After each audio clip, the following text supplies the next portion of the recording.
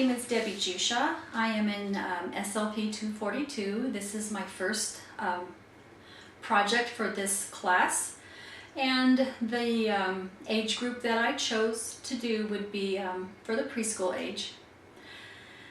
For children who have language disorders or central auditory processing disorders, I would want to make sure that the room was quiet and that the clutter was reduced.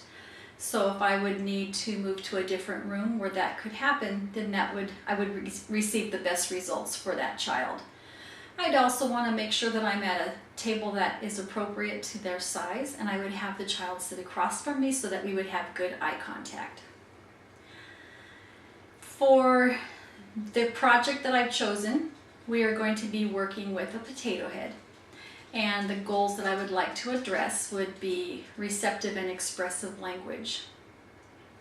I would work with the receptive language first by identifying the potato head parts and modeling the names for the child.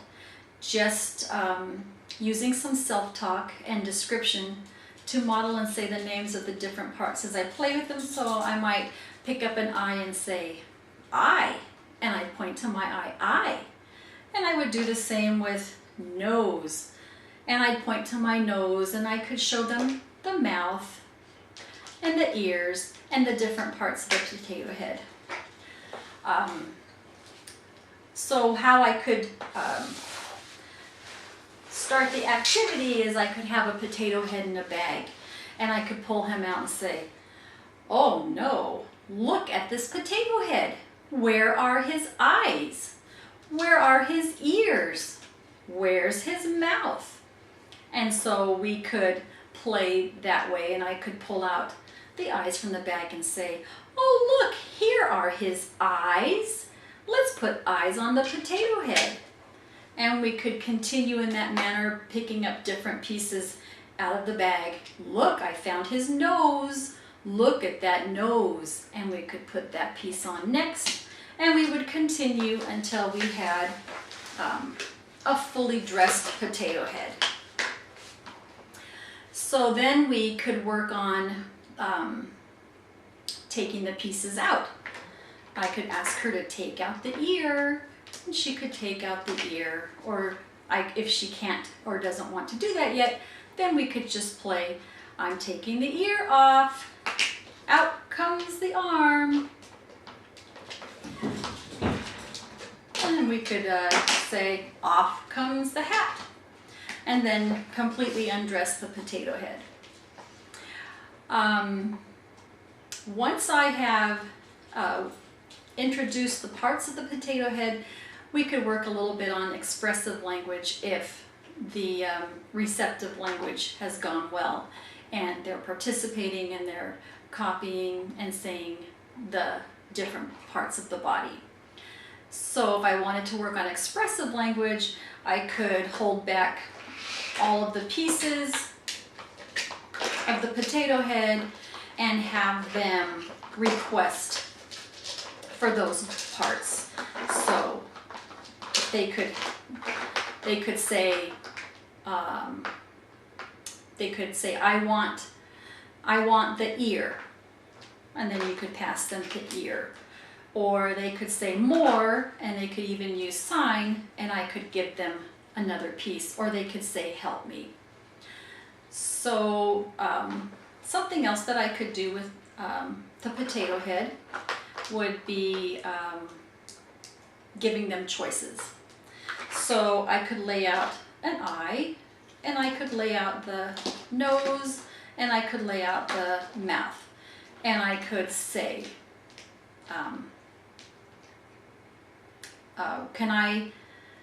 I could ask them if I'm giving them a choice, do you want the nose or the mouth? And then they could tell me. The other part that I was going to mention is that I would lay out the pieces and I would request them. So they have to listen and look at what I have here. And I could say, could you please give me the mouth, and see if they could choose the mouth out of the 3 that I laid out here. And if that's too difficult, then I could just keep 2 and say, eyes. and mouth. And then ask them, could I please have the mouth? Potato head needs a mouth, and point to my mouth. And then if they can reach for that, then that's good. If they can't, and all they can do is, if you just put one out and you could say the mouth, see the mouth? Can I have the mouth? Can you reach the mouth? Can you give me the mouth? Let's put the mouth on the potato head. So another thing that we can do is following one-step directions or two-step directions.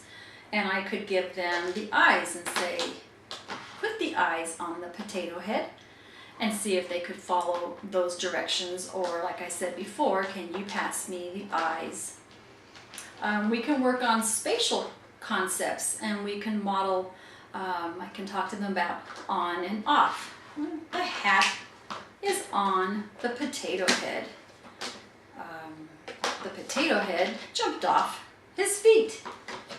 We could talk about the eyes go under the hat.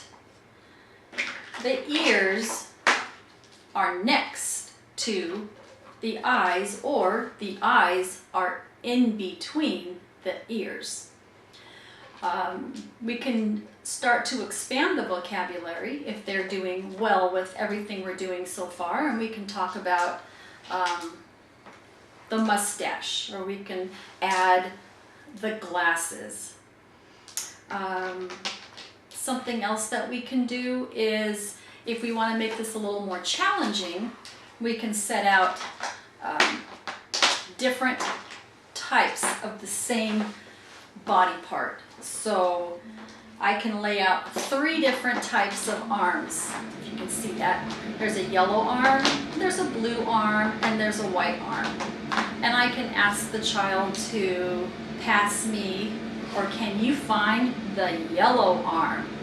So if they already understand arms, now they're looking for colors, or I can describe the arm. Can I have the blue arm with the muscles? And they would pick up the blue arm with the muscles. And we can do that with the mouth, and I could put out the mouth with the teeth, the blue mouth or the purple mouth, or the mouth that's just white and it's smiling. And I can ask that child, can you find the purple mouth, and see if they can, pick that one up. Another thing that we can do is talk about action words. The action verb of my potato head is walking. Walk, walk, walk, walk, walk. My potato head is sleeping. Shh, he's sleeping. And we can do pretend play, because that's really important for the preschool age child. One last thing that I wanted to show you, something that we can do. I have cards, and maybe this is for the child that's just does not have a large vocabulary, or is having trouble just with utterances. And so maybe I can show them the picture of the feet. Maybe I can show them the picture of the glasses. And I've got a picture of a hat, and maybe they can just point to one of those pictures, and then I can give them that item. They're pointing to the glasses, I can give them the glasses so that they can still have a choice, and we're working on receptive language at the very beginning if that's what they need. This project would work really well with a preschooler, and Potato Head has so many uses, following directions, just basic requesting, the spatial concepts, turn taking, expanding their vocabulary, and just playing and having fun. So I hope that this gave you some good ideas of how to play with a preschooler using a potato head. Thank you.